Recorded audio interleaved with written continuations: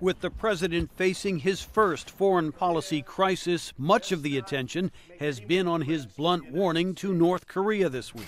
They will be met with fire and fury like the world has never seen. Trump's remarks were unfortunate, says former Ambassador Bill Richardson. Now I think the president has a chance to rally the nation, to address the country on what our policy is, but most importantly, to calm down. President Obama, he is the founder of ISIS. He's the founder of ISIS. Americans got used to Trump's tough rhetoric during last year's election campaign. But now that he's president, the standard is different, says political analyst Larry Sabato via Skype. He is very impulsive.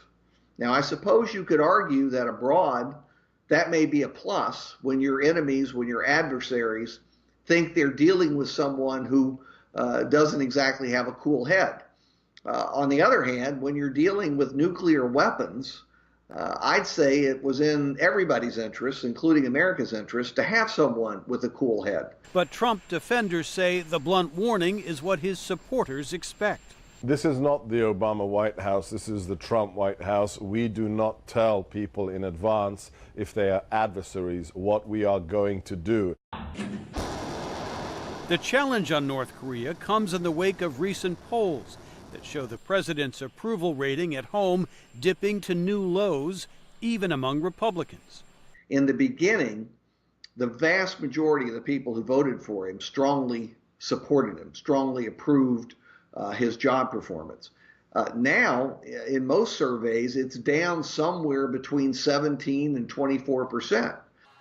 Trump faces a stalled congressional agenda back home and often returns to his core supporters for a boost, as he did recently in West Virginia. Thank you, West Virginia. God bless you. This reliance on his core supporters is not surprising, said analyst Jeremy Mayer via Skype. By normal presidential standards, he's failing. But he's not a normal president. And to many of his base, the fact that he's so disruptive is something they like. Recent polls show clear majorities of Americans see North Korea as a serious security threat. But only about a third of those polled said they had confidence in the president's ability to deal with the situation. Jim Malone, VOA News, Washington.